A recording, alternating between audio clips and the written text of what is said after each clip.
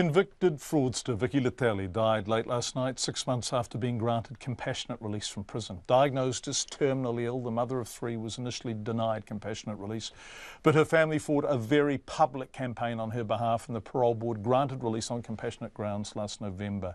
She spent much of the time since at home with her partner and their children, but as her position deteriorated and her pain increased, she spent more and more time in hospital.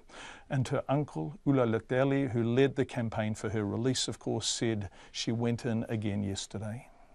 When she was hospitalised and they checked her, they found that there wasn't much else to do. And when she came back out of the operating theatre, we were told it was literally an hour to possibly a day. And it ended up being about 3 or 4 hours. And were you all with her? Yes, the family was with her right the way through, and close family friends. So, yeah, it was a real blessing. I think, people need to be able to grieve in a proper way. They need to be able to feel out in a proper way. They need to be able to release their emotions in a way that's healthy. And that's what we were able to do last night, and in particular the parents and the siblings and the rest of the family that were there. And we have a strong faith in the Lord, and we know that we will see Vicki again when the Lord comes again. And we just celebrate the many wonderful things, the short time that we've had. She's only 36. And also the time that she spent with her children and her partner has just been a real blessing. So the fact that we got an extra 4 months on top of the prognosis that she was given of less than 5, you take and spend every special moment. It's important for us to remember that our lives are made up with just moments.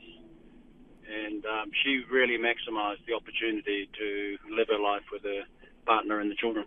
Danica, the daughter, Henadi, the next son, and Chris, the youngest. So, no, it's really, we're just very thankful that we're able. The good Lord blessed Vicki and blessed us also with the time to spend with her in a quality way.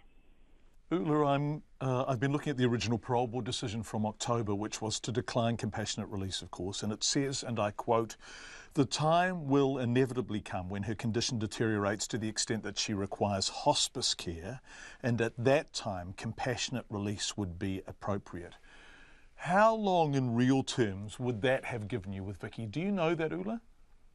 Well, the ruling that they have is they give it 3 days.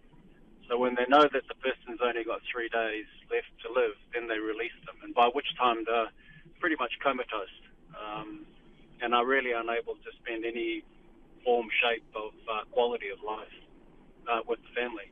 So I'm just prayerful that, and it's Vicki's desire, she started doing some work with the Health and Disability Commission, that her example can be used to help others in a similar situation and being released on true compassionate grounds where they can spend quality of life without having to wait until you're on your deathbed to come out and essentially just lie there and not be able to enjoy and fellowship and love and farewell in a way that is appropriate and is humane.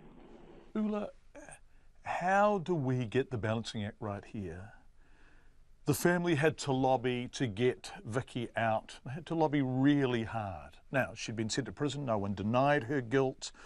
Her doctors all said she was dying. How is compassionate release achieved fairly and reasonably in these circumstances? Well, we always try to look to the bright side of life, but it's about being compassionate and loving and caring and being humane. Extending your hand to help somebody in need, and irrespective and in spite of whatever their circumstance might be. She made a mistake. She was paying for that, and then given a life sentence simply because her illness was terminal, but not to punish people because of it if they have been told that they've only got a limited period of time to live. Ula Vetele talking to us earlier. Since Vicki Letele was freed from prison last November, 5 more inmates have been granted compassionate release. It's 5 more inmates. The parole board says since November last year, 8 cases have been referred to it, of which 2 were declined, 1 offender died before the application could be considered, and 5 were approved. Compassionate release.